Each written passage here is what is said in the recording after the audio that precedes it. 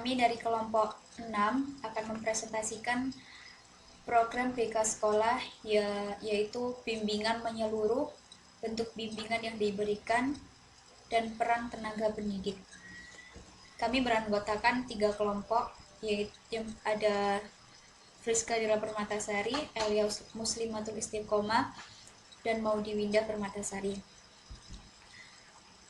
Pengertian bimbingan konseling tersendiri menurut tokoh Prayitno dan kawan-kawan, bimbingan dan konseling adalah sebuah pelayanan bantuan untuk peserta didik, baik secara perorangan maupun kelompok, agar mandiri dan berkembang secara optimal dalam bimbingan pribadi, bimbingan sosial, bimbingan belajar, dan bimbingan karir.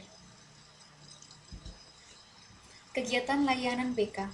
Penyelenggaraan bimbingan dan konseling tidak terlepas dari kegiatan layanan dan pendukung. Kegiatan layanan, kegiatan dalam rangka memenuhi fungsi-fungsi bimbingan dan konseling. Kegiatan layanan ialah bentuk bimbingan konseling yang diberikan kepada siswa secara utuh. Selanjutnya yaitu ada kegiatan layanan atau bimbingan yang diberikan. Di sini ada 7 poin. Yang pertama ada bimbingan orientasi, bimbingan informasi, bimbingan pembelajaran, bimbingan penempatan dan penyaluran, bimbingan konseling perorangan, bimbingan kelompok, dan yang terakhir yaitu bimbingan konseling kelompok. Bimbingan orientasi. Bimbingan ini memungkinkan peserta didik memahami lingkungan baru, terutama lingkungan sekolah, dan objek-objek yang dipelajari untuk mempermudah dan memperlancar berperannya peserta didik di lingkungan yang baru.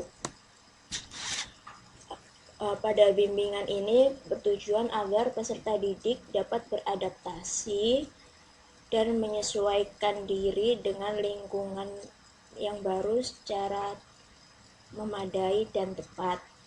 Layanan ini diberikan sekurang-kurangnya 2 kali dalam 1 tahun, yaitu pada setiap awal semester. Selanjutnya yaitu bimbingan informasi, yaitu bimbingan yang memungkinkan peserta didik menerima dan memahami berbagai informasi. Bimbingan ini bertujuan untuk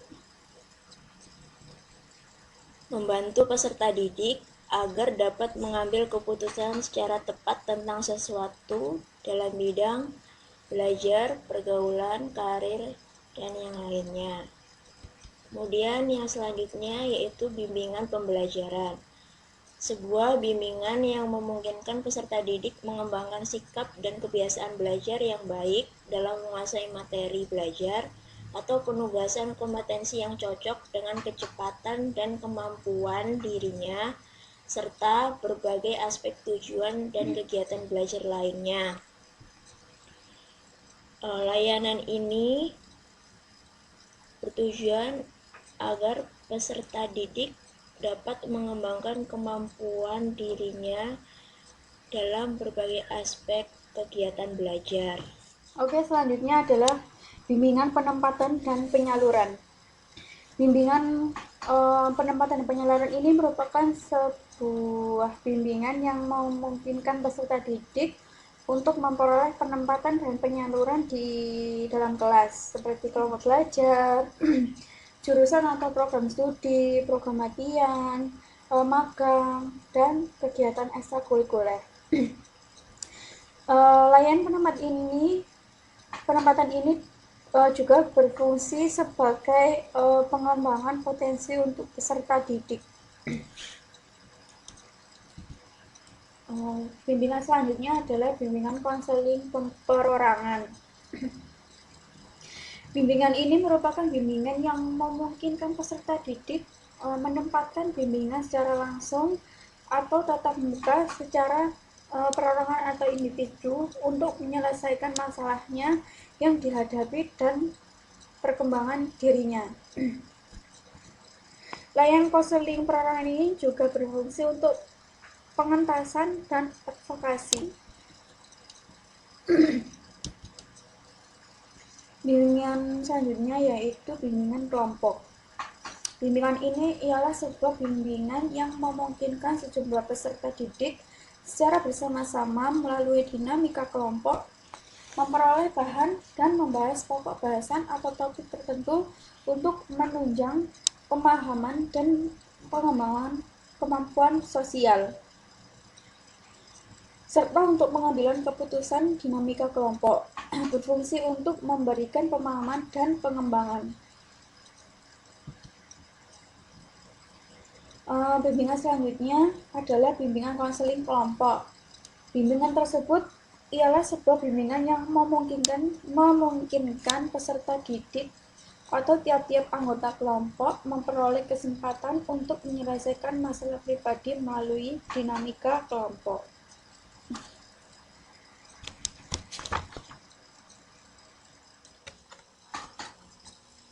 Oke, kemudian kita lanjut ke kegiatan pendukung BK, yaitu bimbingan yang menyeluruh. Bimbingan yang menyeluruh terbagi menjadi 5 macam. Yang pertama ada aplikasi instrumental data, himpunan data, konferensi kasus, kunjungan rumah, dan alih tangan kasus. Yang dimaksud dengan aplikasi instrumental data yaitu sebuah kegiatan untuk mengumpulkan data dan keterangan tentang peserta didik, lingkungan peserta didik, dan lingkungan lainnya. Hal ini dapat dilakukan juga dengan menggunakan berbagai instrumen lainnya, seperti tes maupun non-tes. Kegiatan ini bertujuan untuk memahami peserta didik dengan segala karakteristiknya dan memahami karakteristik lingkungan. Kemudian ada himpunan data. Himpunan data merupakan sebuah kegiatan yang menghimpun seluruh data dan keterangan yang relevan dengan keperluan peserta didik. Himpunan data diselenggarakan secara berkelanjutan, sistematik, komprehensif, terpadu, dan bersifat tertutup. Selanjutnya itu ada konferensi kasus, yaitu sebuah kegiatan untuk membahas permasalahan peserta didik dalam suatu pertemuan yang dihadiri oleh pihak-pihak yang dapat memberikan keterangan agar permasalahan tersebut bisa terselesaikan. Tujuannya yaitu untuk memperoleh keterangan dan membangun komitmen dari pihak yang terkait dan memiliki pengaruh kuat terhadap peserta didik yang memiliki kasus. Selanjutnya yaitu kunjungan rumah, merupakan kegiatan untuk memperoleh data, keterangan, kemudahan, dan komitmen bagi terselesaikannya permasalahan peserta didik melalui kunjungan rumah.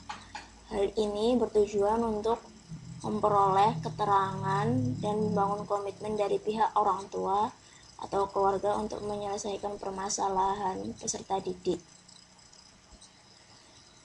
Selanjutnya yaitu ada alih tangan kasus, sebuah kegiatan untuk memperoleh penanganan yang lebih tepat dan tuntas atas permasalahan yang dialami oleh peserta didik dengan memindahkan penanganan kasus ke pihak lain yang lebih kompeten.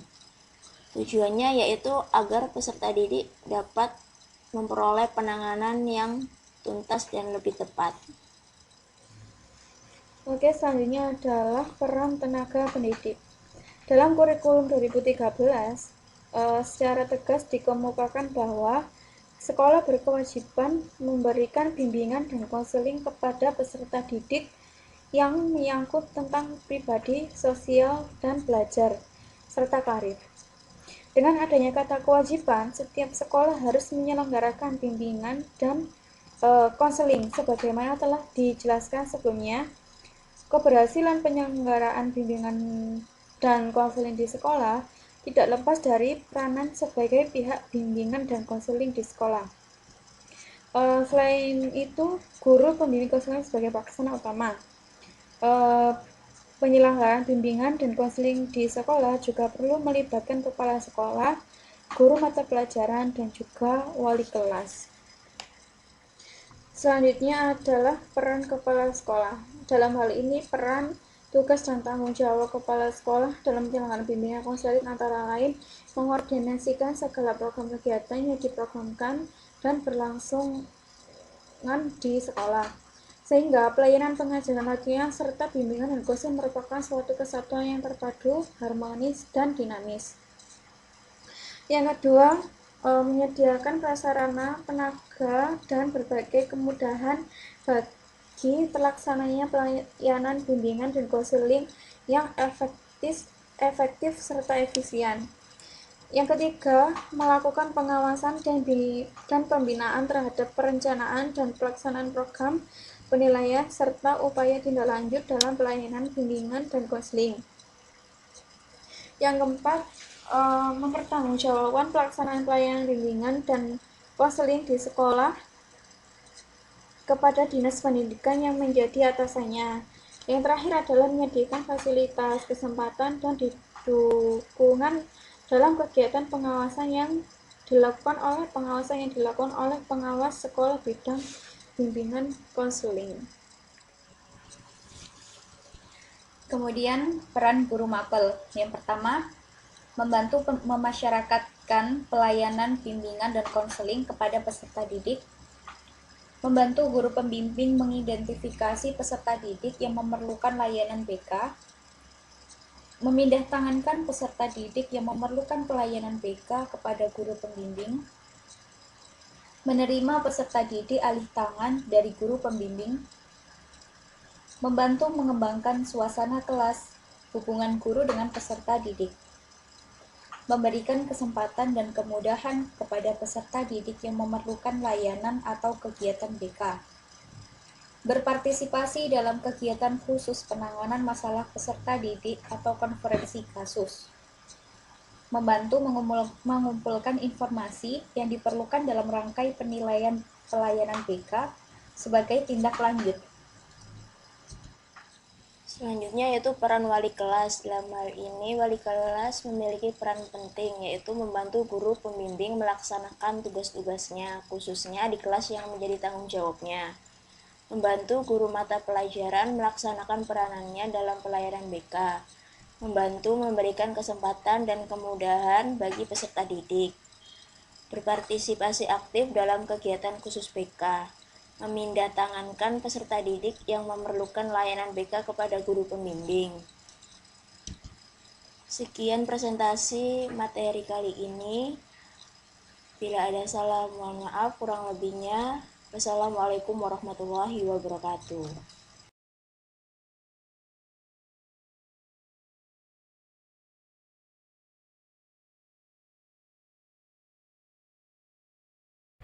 Assalamualaikum warahmatullahi wabarakatuh. Kami dari kelompok 6 akan melakukan diskusi bersama 3 responden kita hari ini. Kita akan perkenalkan mereka terlebih dahulu. Silakan. Perkenalkan, nama saya Arisma Alun Eka Damayanti. Sekolah saya di SMPN 1 Sukodono. Perkenalkan, nama saya Kaila Muhadid, sekolah di SMPN 1 Sukodono. Perkenalkan, nama saya Natasha Aulia, sekolah di YBM 7 Sarirogo. Selamat menyaksikan. Oke, langsung saja kita mulai diskusinya. Yang pertama, apakah diarahkan untuk mengembangkan potensi minat bakat di sekolah? Kayak Seperti itu. Sudah diarahkan. Coba dari Mbak Arum dulu kayak gimana? Satu-satu. Misalnya kayak wali kelas, biasanya wali kelas kan mengarahkan kamu biasanya kamu pintar basket, kamu ikut basket aja gitu. Iya, semuanya Coba kalau difasilitasi berarti ya, kayak biasanya kan kalau pramuka ada alat-alat untuk tali, terus apa sih jenisnya itu loh, tongkat biasanya ada ya. Dan difasilitasi juga. terus kalau dari Mbak Arum sendiri, waktu masuk perdana itu kan kalian online apa offline? Online. Nah, waktu kalian perdana masuk itu kan pasti dijelasin kan sekolahnya itu apa aja sih fasilitas untuk ekstrakurikulernya, pasti dijelasin kan. Nah mungkin dari kalian itu, aku basicnya misalkan di PMR, atau misalkan basicku di basket atau volley gitu. Apa kalian juga diarahkan seperti itu? Iya. Oh, kalau dari Mbak Rum, ambil ekstrakurikuler apa yang bisa mengembangkan potensinya Pen? Voli. Hanya voli aja? Sama PNR. Sama PMR. Nah, dari kedua ekstra tadi, apa yang kalian dapat, apa yang kalian rasakan setelah ikut itu? Mungkin jiwa sosialku jadi lebih lebih bertambah, maknanya juga jadi luas Iya, ya, mungkin seperti itu. Apa yang kamu peroleh? Ya kayak bisa mengembangkan gitu. Oke, itu yang kedua-duanya ya. Ya, Kalau yang volley itu emang minatnya dari PN sendiri, dari kamu sendiri, atau dukungan dari orang tua sendiri? Berarti orang tua juga mendukung kan? Oke. Lanjutnya Mbak. Kalau aku di sekolah ikut ekstra PMR, klub English sama pramuka. Klub English itu gimana? Kayak apa itu? Khusus bahasa Inggris. Ya. Ada yang ngajak nggak apa dari sampai sendiri? Saya sih minat sendiri. Kalau saya ikut volley aja.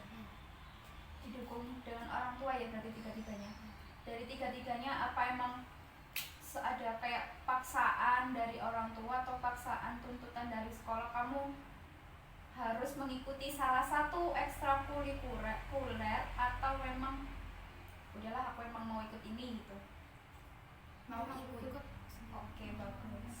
Terus lanjutnya apa?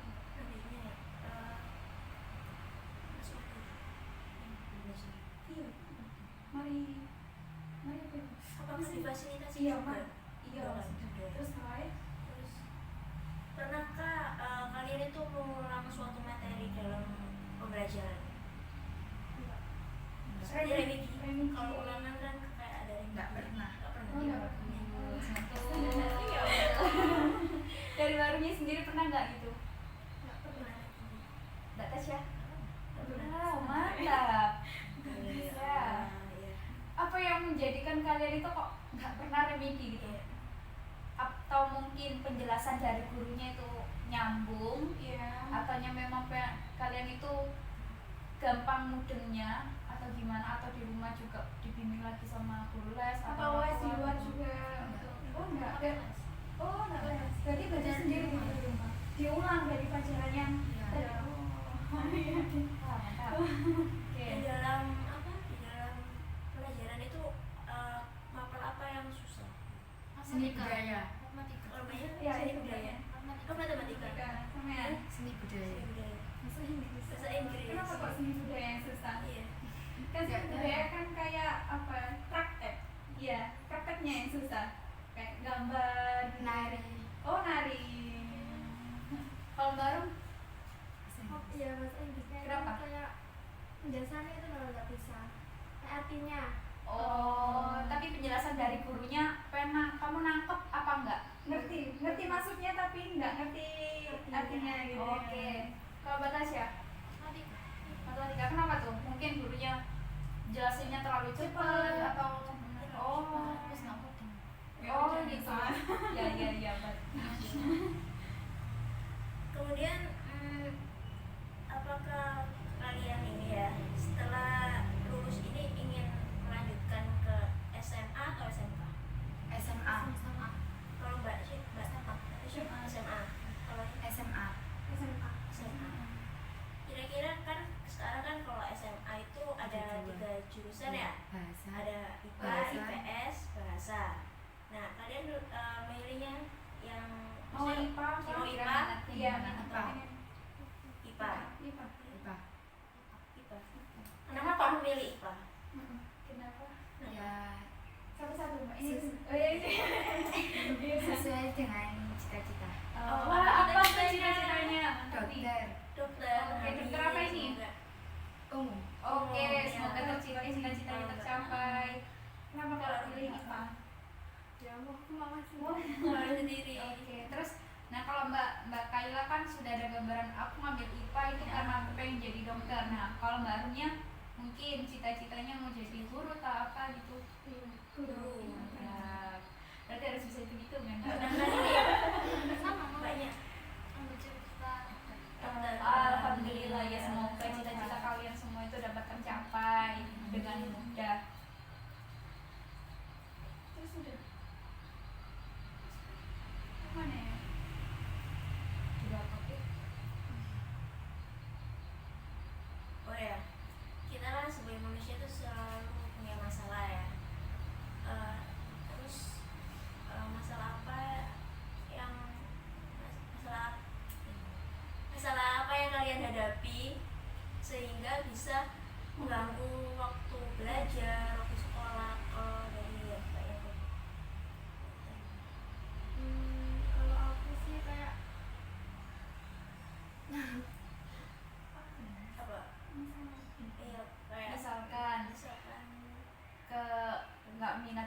belajar kayak udah banyak masalah, akhirnya masalah urusan pendidikan itu terbengkalai, kayak udahlah lagi males banyak pikiran ini lagi apa gitu. Iya. apa itu Males. Ya kayak apa, pelajaran satu belum selesai tapi ditambah selesai. beruntun tugasnya datang secara jadi itu yang bikin ngedon ya kadang-kadang. Oke, ternyata enggak aja. Selanjutnya, kalau aku kebanyakan kegiatan sih, jarang tidur. Capek jadi akhirnya nggak fokus. Iya. Kan cuma nyabate terus ngaji terus hafalan. Jadi rata-rata karena kebanyakan kegiatan juga ya, mungkin masih belum bisa memanage waktu dengan baik. Nih kalau misalkan ya, ini balik lagi yang ke awal, kalian kan mengikuti ya, dikatakan aktif di organisasi, aktif kalian. Nah, dari organisasi yang kalian ikuti, ekstra yang kalian ikuti tadi itu apa namanya, ya kayak tadi kayak ini, memanage waktunya itu bisa apa enggak? Gimana kayak jam segini hari ini waktunya ini jangan sampai tercampur adukkan sama urusan lain gitu nggak biasanya, atau kecampur lah gitu? Enggak. Berarti kalian udah bisa memanage waktu dong berarti dengan baik. Sudah ada jadwalnya berarti. Iya mungkin ya. Kan kadang orang itu dia ikut banyak kegiatan tapi jadi tugasnya itu kok ayah iya kayak gitu. Pernah nggak kayak gitu? Pokoknya aku lebih ke ekstra lah daripada lebih cenderung ke minatnya tadi daripada belajar. Sih dua-duanya. Berarti seimbang. Pernah nggak ngerasa aku capek ikut ekstra gitu? Enggak.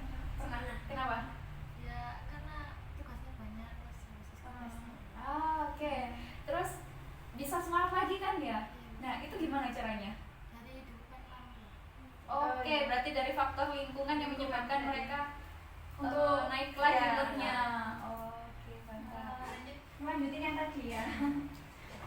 Pernah masuk BK nggak? Tapi masuk BK-nya bukan karena hal yang nakal, tapi emang bener pengen konseling gitu. Pengen apa ya? Konseling sharing sharing sama ke gurunya, guru. guru BK-nya. Oh iya, kalian angkatan online ya? Iya. Punten atuh. Berarti pertanyaan pernah masuk BK atau enggak? Terus tapi pernah nggak, misal ini kan kalian online ya, pernah nggak nelpon guru wali kelas atau guru mapel atau guru BK sendiri untuk cerita masalah yang kalian alami, atau ganjel pengen cerita tapi cerita ke orang tua itu mungkin agak sungkan, jadinya pelariannya mungkin ke guru-gurunya, orang yang terpercaya, mungkin bahkan itu teman sebaya kalian juga bisa. Pernahkah? Pernah ke teman. Itu masalah sekolah atau masalah yang lain? Masalah pelajaran. Oke. Kenapa itu? Ya nggak tahu, soalnya gurunya itu belum menjelaskan, terus langsung dikasih tugas. Jadi nggak masuk. Belum membekali gitu. Belum dikasih pengertian, tiba-tiba udah dikasih tugas gitu. Itu yang susah juga sih. Iya. Oke. Terus mana? Susah cuy, angkatan online ya. Iya. Oh iya. Nah ini kan lagi-lagi pandemi pandemi kan identik sama pembelajaran online, semuanya kan online, ngaji aja kalian online kan, sekolah aja juga online. Kesulitan menerima pelajaran itu enggak? Pelajaran online enggak? Hampir semua mata pelajaran atau hanya sebagian atau cuma beberapa aja? Beberapa. Apa yang mata pelajaran apa yang kalian itu sulit nangkep gitu? Bahasa Inggris. Bahasa Inggris lagi. Seni budaya. Matematika lagi. Oh berarti masalahnya kalau online itu kalian Malah lebih susah lagi. iya malah Susah. makin udah awalnya nggak belum paham ditambah Ketemu. online terus Iya. nggak virtual nggak apa nggak bisa tanya apa jawab gitu nggak bisa tanya jawab langsung jadi tambah susah. pernah nggak tapi gurunya apa namanya kayak buka diskusi gitu? Ada yang ditanyakan Iya, biasanya kan iya. gitu. Nggak pernah. Berarti kalau Mbak Tasya ini langsung dikasih tugas gitu. Kalau saya Mbak? Pernah tapi saya enggak tahu tanya. Nggak pernah nanya. Oh gitu. Berarti Berarti paham. berarti gurunya sudah pernah memberi kesempatan Iya. untuk bertanya, Tapi tapi dianya nggak nanya. tanya. Gitu. Kalau Mbak Arum Iya, punya. pernah. Tapi tanya juga nggak? Atau sama kayak Mbak Kaila nih? Enggak pernah nanya. Tapi sebenarnya nih ya, kadang ada orang yang ibaratkan kayak malu bertanya tuh. Aku malu soalnya di sini tuh banyak teman-teman gitu, misalkan ya kalau virtual kan didengerin banyak orang, mungkin juga ada orang tuanya teman kita yang nggak didengerin. Mungkin pernah nggak pikiran malu tanya, tapi sebenarnya dalam hati tuh aku pengen tanya gitu. Ada materi yang bener-bener aku lagi pengen tanya gitu. Pernah nggak kayak gitu? Saya sih pernah, tapi saya coba tanya ke teman saya yang bisa. Oh, Ke itu teman sebaya. iya, jadi modelnya tuh kayak tutor sebaya Iya. gitu ya. Oke, mungkin kalau dengan tutor sebaya mereka itu jauh lebih paham. Jadi paham. Jadi Jangan sama kayak ya, kita. jangan kan kayak kita kalau